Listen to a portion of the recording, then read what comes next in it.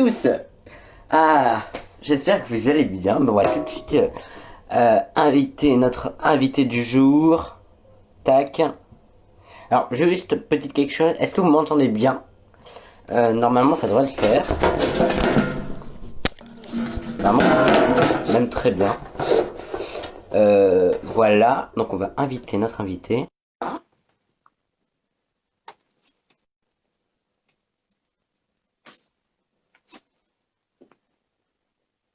Ça y est.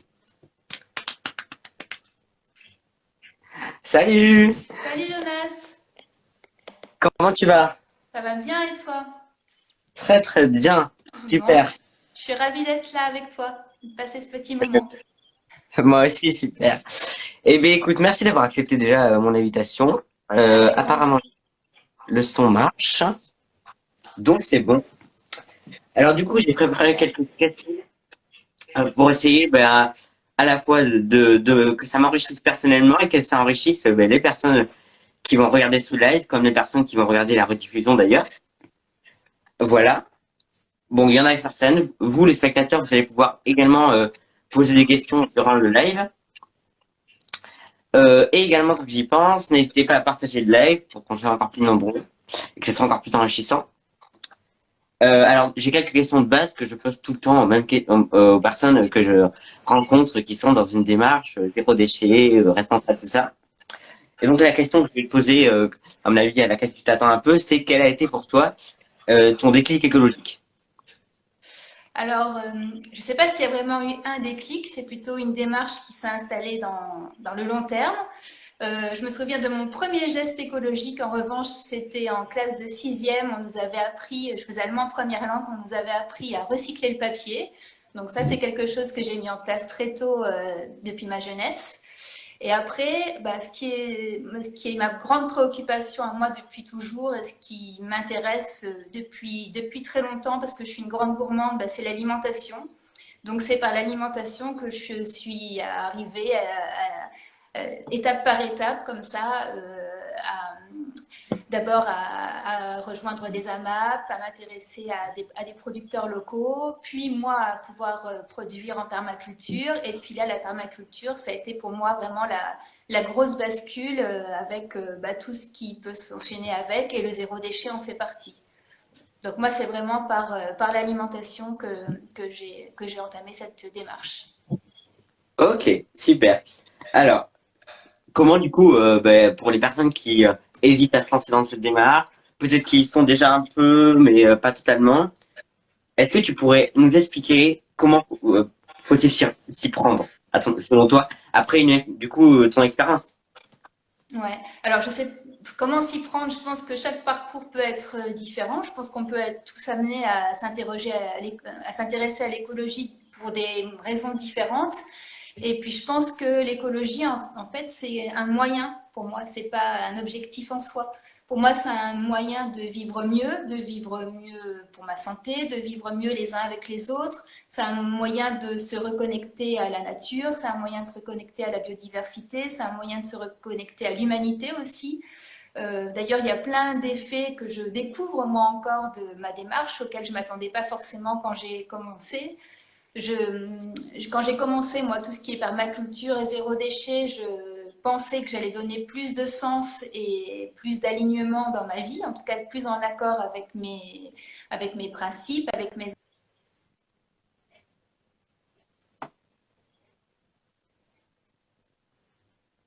Donc, ce que j'ai envie de dire aux gens, s'ils hésitent à se lancer, ben, c'est tout simplement d'aspirer à un mode de vie qui est beaucoup plus sain, beaucoup plus ancré, beaucoup plus aligné, donc beaucoup plus heureux. Moi, c'est comme ça que je signe chacun de mes petits billets sur Instagram. Hashtag le quotidien fait mon bonheur, parce que c'est vraiment ça en fait. Je suis dans une démarche l'écologie, elle en fait partie évidemment, c'est mon quotidien, mais c'est surtout pour viser un bonheur et un apaisement, et même au-delà de ça, chaque jour, et que je découvre d'ailleurs chaque jour et qui m'étonne chaque jour. Super. Alors, est-ce que, du coup, dans ta démarche dans laquelle tu es lancé actuellement et dans laquelle tu es en plein milieu, enfin, démarche, moi j'appelle ça mode de vie. Oui, tout à fait. Bah, c'est devenu un mode de vie Parce parce que que comme tout est lié, voilà, la permaculture, ça va avec le zéro déchet, ça va avec la sobriété, ça va avec bah, tout ce qui est par exemple dressing. Enfin, j'ai mis tout en place. C'est une démarche parce que j'ai pas mis les choses en place du jour au lendemain.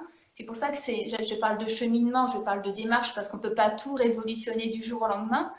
Mais là, j'avoue, moi, ça fait 5 ans que je suis dans la démarche et je me rends compte que, sans me rendre compte, j'ai quand même révolutionné pas mal de choses dans le fonctionnement de la maison, dans notre façon de consommer ou de déconsommer d'ailleurs plutôt. Voilà, ça questionne aussi bien, bah, tu vois, le shampoing que les habits, que le zéro déchet, que le vrac. Enfin, voilà, tu as raison, c'est un mode de vie différent, mais c'est une démarche pour y arriver. Voilà, c'est un cheminement pour y arriver. super. Et du coup, est-ce que pour toi, non, c'est pas ça. C'est est-ce que tu comptes, je connais un peu la réponse, mais est-ce que tu pourrais m'expliquer comment tu comptes aller plus loin? Et comment tu fais du coup des découvertes avec par exemple des découvertes du shampoing solide, c'est quelque chose de parce que j'en ai devant moi, mais des Tawashi ça c'est des bases du zéro déchet et de l'écologie qu'on découvre au début. Mais du coup Ouais, moi ma exactement. question c'est comment tu découvres ce que tu fais maintenant? Bah, en fait, quand on commence, je pense, cette démarche, malgré soi, en tout cas, enfin, c'est pas quelque chose que j'ai cherché à faire, mais je me suis rendu compte que c'est quelque chose qui devenait un réflexe, c'est on questionne vraiment bah, toutes nos pratiques. Donc, à chaque fois qu'il y a quelque chose qui me semble un peu installé, bah, je vais questionner une autre pratique et voir un peu ce que je peux changer. Tu vois, par exemple, tu parlais du shampoing solide. Donc voilà, moi j'ai commencé comme ça parce que c'était ce qui semblait être bien pour faire une démarche zéro déchet. J'ai pas vraiment trouvé de shampoing solide qui convenait à ma nature de cheveux, donc je suis passée à l'œuf. Pendant un an, je me suis shampooinée avec un œuf.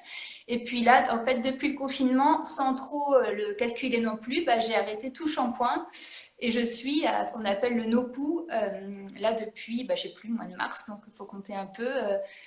Tu vois, ça c'est quelque chose qui n'est pas anticipé, qui n'est pas programmé, mais voilà, tu chemines, tu vois un peu ce qui te fait du bien, ce qui te convient le mieux. Je pense qu'il n'y a pas une solution pour tous, donc voilà, à chacun de trouver, mais surtout ne pas hésiter à questionner. Moi, par exemple, c'est un truc que j'aurais jamais pensé avant, questionner le shampoing. Pour moi, c'était un truc dont on avait forcément tous besoin et qui était forcément nécessaire.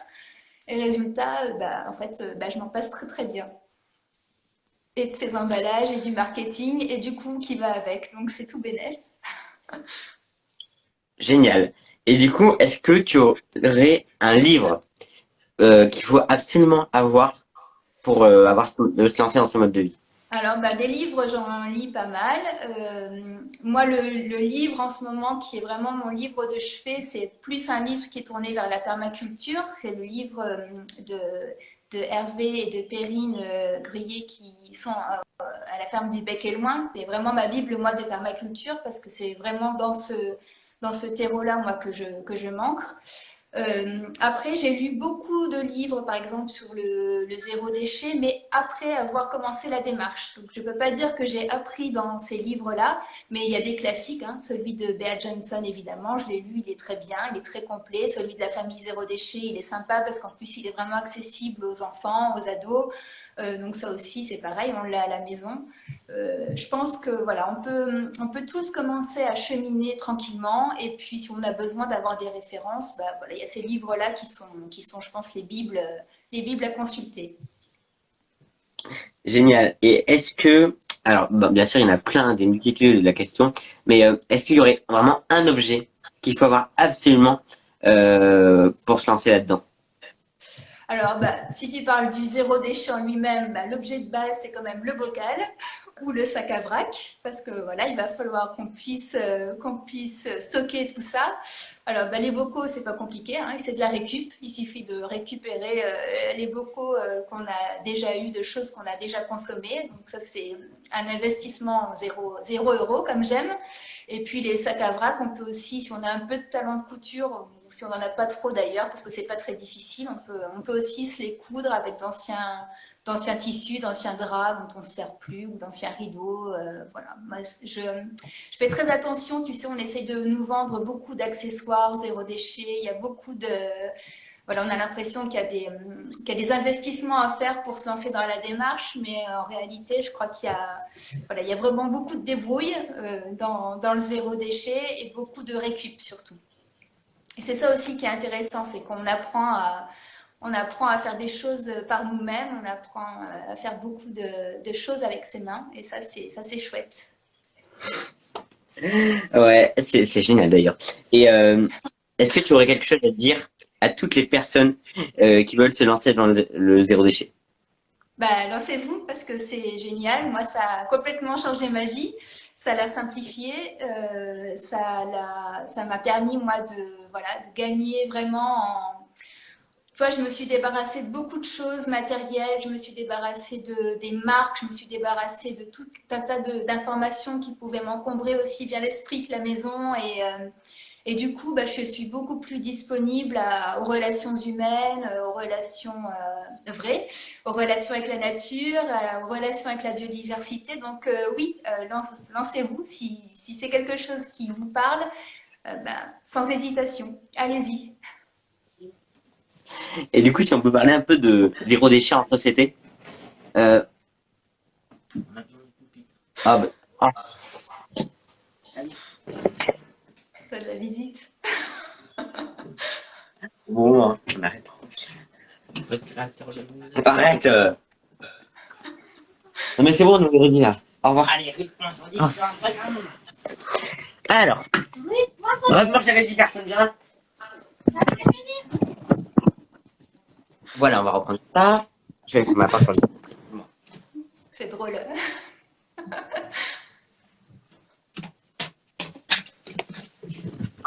En fait, Les aléas c'est du ça. direct. C'est ça. Et je suis à la salle de bain, donc tac. On va faire ça comme ça. Alors, du coup, on était là, zéro déchet à la société. Pourquoi, selon toi, il est impératif que chacun, chacune change de mode de vie? Bah, il est impératif tout simplement parce qu'on n'a plus trop le choix en fait. Si on ne change pas de mode de vie, si on continue de consommer ce qu'on consomme, d'épuiser les ressources de la planète, on sait très bien, on voit bien hein, les effets déjà du réchauffement climatique, de la pollution. Voilà, c'est pas un système qui est durable. On peut plus continuer comme ça. Je pense que maintenant c'est quelque chose qui est acquis pour tous. Euh, mais il faut encore passer ce cap de changer, ce qui n'est pas forcément évident pour tous. Donc c'est bien s'il y a des gens, tu vois, comme toi par exemple. Moi je suis très touchée par ta démarche parce que tu es tout jeune et tu es à fond.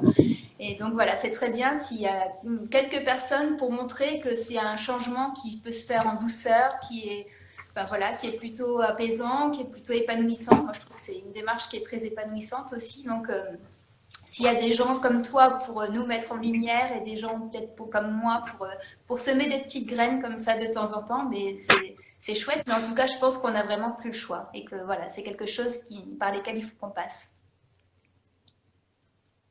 Ok. Et est-ce que, alors c'est une question, personne n'a la réponse. Ainsi, si quelqu'un avait la réponse, ça serait.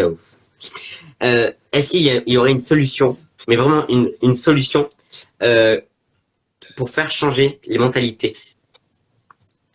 Bah, la solution, non, il n'y en a pas une, parce que sinon, voilà, comme tu dis, ce serait certainement déjà trouvé. Mais je pense que, voilà, je pense que les gens qui y croient, comme toi, comme moi, il faut qu'on continue de marteler notre discours, d'expliquer, de faire beaucoup de pédagogie, de montrer que c'est pas quelque chose d'irréel, que c'est pas quelque chose d'inaccessible, au contraire, que ça peut se faire tranquillement, facilement, un pas après l'autre avec toute la bienveillance avec nous-mêmes aussi, parce que des fois il y a des échecs, des fois on revient un peu en arrière et puis on remet en place des choses et ça finit par s'installer. Dire aussi que voilà, pour qu'une nouvelle habitude se mette en place bah, dans une maison, moi je suis pas toute seule, hein, j'ai une famille derrière moi, bah, c'est aussi apprendre, enfin ça prend du temps, chacun y va à son rythme, donc voilà, il faut avoir des exemples comme ça, c'est rassurant, je trouve.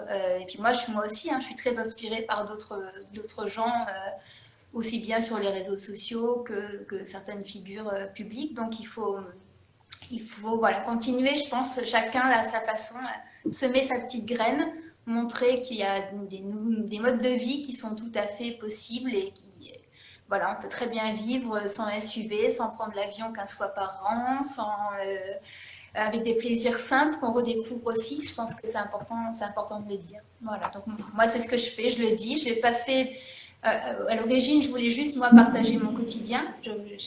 J'avais pas du tout conscience de l'ampleur que ça allait prendre. Et puis voilà, on a commencé à me dire que j'étais une influenceuse. J'étais là, ah bon, je suis une influenceuse. Après, on a commencé à me dire que j'étais une militante. Ah bon, je suis une militante.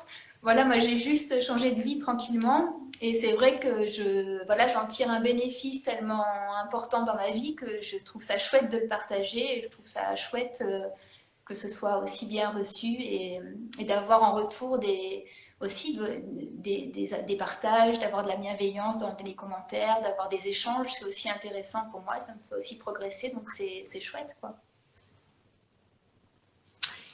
Ok, et si on parle un peu des jeunes, parce que je suis jeune, donc moi c'est un peu mon truc de parler de jeunes, de notre avenir, quoi. Ben, t'as raison, Euh, oui. et parce que malheureusement, on ne laisse pas forcément la place pour s'exprimer, parce que pourtant on est les plus importants, parce que ben, demain, ça sera nous qui serons aux télécommandes, comme je le dis. Exactement. Est-ce que selon toi, enfin justement, quelle est la place des jeunes dans cette affaire du coup qui peut changer notre avenir? Est-ce qu'elle est assez grande? Est-ce qu'il faudrait la changer? Voilà. En tout cas, ce qui est sûr, c'est que tu l'as dit, quoi. Vous êtes de plus en plus nombreux à vous exprimer. Moi, je trouve ça super. Moi, je soutiens depuis le début tous les jeunes qui veulent bien s'investir comme toi, aussi bien Youth for Climate, par exemple, avec lesquels j'ai fait beaucoup de marches à Bordeaux, parce que je trouve ça chouette et que, comme tu l'as dit, c'est vous qui allez porter certainement le renouveau qu'on attend, nous, enfin, que certains de notre génération attendent. Moi, tu sais, dans la vraie vie, je suis prof, donc moi, je suis au contact des jeunes en permanence. Je trouve qu'il y a de chouettes idées qui émergent. Je trouve que, voilà, ben, il y en a un qui dit dans les commentaires éco-délégué, ça, par exemple, ça en fait partie. Moi, j'essaye au maximum de sensibiliser mes élèves et puis je vois qu'ils ont déjà des idées bien arrêtées, qu'ils ont déjà, voilà, eux aussi envie de participer à la construction de ce nouveau monde. Donc, c'est très chouette. Moi, je soutiens à fond la jeunesse. Je vois que j'ai des enfants aussi qui sont pas mal engagés, qui ont des envies, donc ben, allez-y quoi, bouleversez-nous, changez tout, montrez-nous si vous avez la chance d'avoir compris plus tôt que nous, mais c'est chouette et oubliez tout ce qui existe et construisez autre chose. Je pense que même moi, tu vois, en me remettant en cause beaucoup de choses dans mon quotidien, je suis quand même formatée par un mode de vie. Et bah vous, bah, super quoi. Moi je dis à mes enfants, il n'y a pas besoin de faire une crise d'adolescence contre nous, parce que de toute façon, on est d'accord qu'on a merdé. Donc bah, inventez quelque chose de nouveau, faites, et on vous suivra avec bonheur, parce que vous allez certainement trouver les clés pour réussir là où nous on a échoué. Alors, il y a une question que je vois passer dans les commentaires sans que je la vois. C'est Kenan qui demande qu'est-ce que tu penses des éco-délégués? Alors, ben, il y en a dans mon établissement, des éco-délégués. L'année dernière, c'est même moi qui avais organisé les élections dans mes classes. Bah, c'est super, mais si on me dit qu'on est éco-délégué pour rien en faire derrière, bah, ça ne sert pas à grand-chose. Donc l'idée, c'est voilà, de faire quelque chose avec les éco-délégués qui prennent vraiment du sens dans les établissements. Moi, il y a quelques années, j'avais obtenu le label éco-école pour mon collège. On avait travaillé sur l'eau, on avait travaillé sur comment économiser l'eau dans notre établissement, c'était chouette. Quelques années après, on a fait un projet sur éviter le gaspillage à la cantine, par exemple. On allait peser nos déchets après chaque repas et on voyait que bah, il y avait de moins en moins de déchets au fur et à mesure de l'année. Ça, c'était cool aussi. Voilà, cette année, moi, je suis engagée avec certains de mes élèves. Alors, c'est pas forcément les éco-délégués, mais c'est ceux qui veulent s'engager dans un projet autour de l'ESS et du zéro déchet aussi. On essaye de monter une petite entreprise à notre niveau pour faire changer les choses. Donc voilà, c'est super chouette. Ça peut être un espace. Tu vois, tout à l'heure, tu parlais d'espace de parole, de mode d'expression. Ben, ça peut commencer par là. Pourquoi pas? Ok. Alors, ensuite, si on passe, je regarde juste s'il n'y a pas d'autres trucs. Non. Apparemment, tu es une super prof.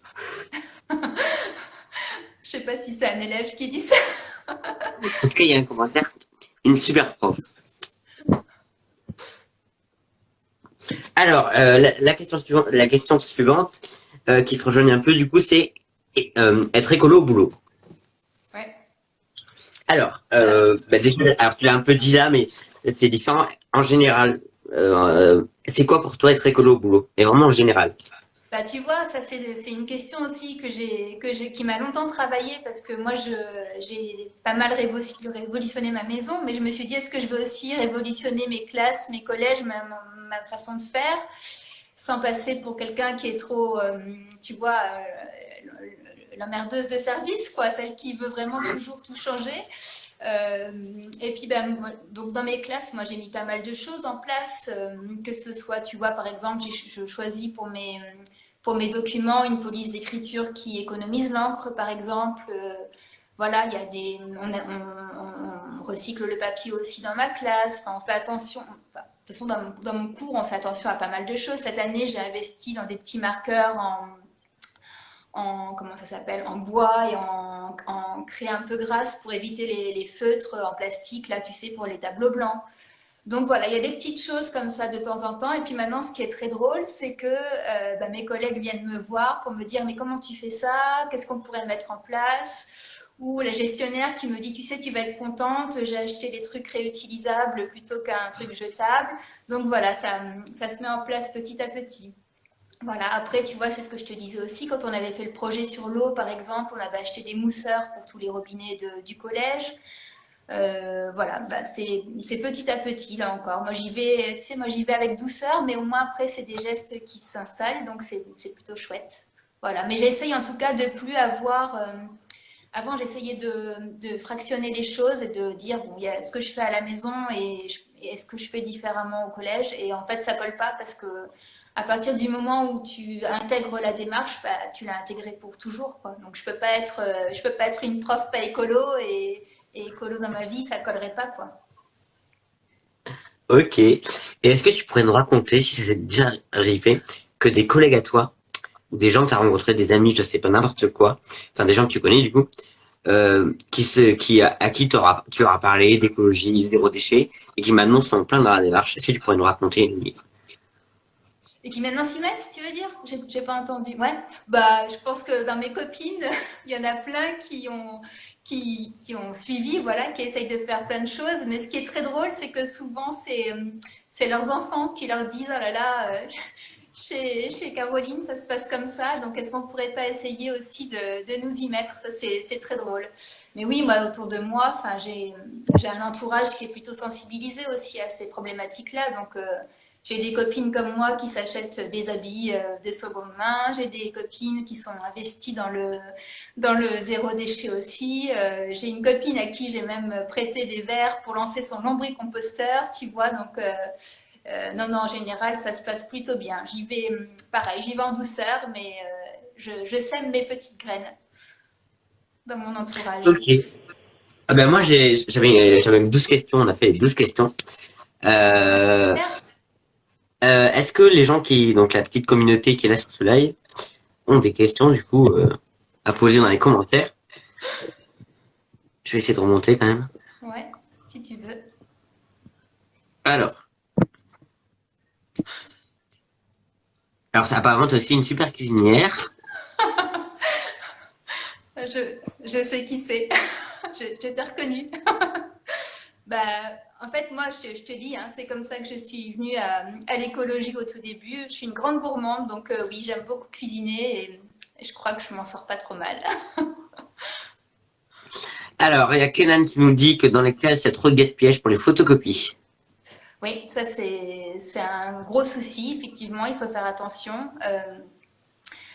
Moi, par exemple, je n'utilise pas du tout de manuel dans mes classes parce que je trouve que les manuels aussi, ça devient obsolète très rapidement. Donc, je, voilà, j'en utilise pas du tout. Donc, c'est vrai que moi, je fonctionne avec un système de photocopie, mais c'est des photocopies qui font la navette aussi entre les élèves et moi. Donc, c'est pratique d'avoir une feuille volante plutôt que de me trimballer le cahier à chaque fois. Mais je fais attention, voilà, je fais attention. Mes élèves, ils savent que quand ils ont perdu la feuille, eh ben, ils n'en ont pas une en double parce que j'imprime pile poil le bon nombre et qu'il faut faire attention à son polycopier pour éviter de gaspiller. Voilà. Ok. Alors, il y a Kenan, Kenan il est à fond là. qui nous dit pourquoi pas des manuels numériques. Bah parce que ça va, je suppose, avec l'utilisation d'un manuel. Moi, comme je l'utilise pas du tout en version papier, voilà, c'est plus par des soucis pédagogiques, hein, d'actualisation. Moi, j'aime beaucoup travailler, comme si je suis aussi référente éducation, médias et information. J'aime beaucoup travailler avec des exemples tirés d'articles, par exemple, ou de publications scientifiques aussi. Donc, voilà, pour moi, j'utilise pas beaucoup de Enfin, j'utilise pas du tout le manuel papier. Voilà. Ça me permet d'actualiser aussi en fonction de l'actualité. J'aime bien. Là, avec le Covid, par exemple, il y avait pas mal hélas, pas mal à récupérer pour travailler l'immuno en troisième. Ok. Parce qu'il me semble que t'es prof de SVT, c'est ça? Oui, c'est ça. Ok. Donc, ce qui est plutôt chouette, parce que comme ça me permet aussi d'enseigner bah, ce qui me tient à cœur. Donc, ça, c'est cool. Ça va avec l'alignement. Alors, je vois un truc. Le manuel numérique, est-ce que ça pollue plus que le manuel papier? Alors là, Là, on parle pollution numérique. Euh, j'ai pas du tout de chiffres par rapport à ça. Je ne sais pas si c'est très utilisé le manuel numérique ou pas. Je saurais pas dire. Moi, tu vois, au lycée, je trouve que c'est dommage parce que j'ai à la fois des manuels papier. Alors déjà, je crois que j'en ai 8. Ouais. Alors, premièrement, la planète, mais deuxièmement, le dos. Oui, Euh, voilà. Et en plus, et j'ai aussi des manuels numériques. J'ai d'accord. accès aux deux. Ça me fait un peu, du coup, pourquoi pas laisser le manuel en classe, Oui, du coup. oui, c'est vrai. Mais Bon, enfin, j'ai des collègues hein, qui font ça. J'ai des collègues qui laissent l'exemplaire dans leur classe et comme ça, les enfants travaillent après sur le manuel numérique. Après, le manuel numérique, c'est aussi très pratique quand on est en télétravail, quand on est confiné. Il y a aussi des avantages, hein. C'est juste que moi, d'un point de vue pédagogique, c'est pas ce qui me convient. Mais voilà, je suis pas spécialement en contre, mais c'est pas mon truc. ok. Et B, je vois plus. Ah, mais j'ai pas été voir. On y arrive. Bon, il y a plus de questions. Bah, merci beaucoup. Ben, merci à toi, écoute Jonas, et puis je sais que tu as déposé un projet là de budget participatif, donc je vais suivre ça avec attention, et puis j'espère avoir de tes nouvelles très vite. Je te remercie en tout Ouais. cas, j'ai passé un bon moment, c'était sympa. Attends. Ok. Et pourquoi les manuels en papier qui sont chaque année? Oula, c'est pas clair le commentaire, là. Et les manuels en papier qui sont chaque année. Pourquoi pas donner? Ah, Ah pourquoi pas ouais, les j'ai donner? compris. Ouais, mais je sais pas. C'est peut-être fait d'ailleurs, hein. De les donner à des pays pauvres? Je sais pas. Ouais, Non, mais pas. après, ils ont Le peut-être programme, pas il le change quand même niveau même pas tous d'éducation. les ans. Hmm. Donc, ils font quand même plus d'une année en général. Oui, j'espère. Oui. Bon, ok, mais super, merci beaucoup. Merci à toi. Je te dis à Et à bientôt. bientôt. Ouais, avec plaisir. Salut. Salut!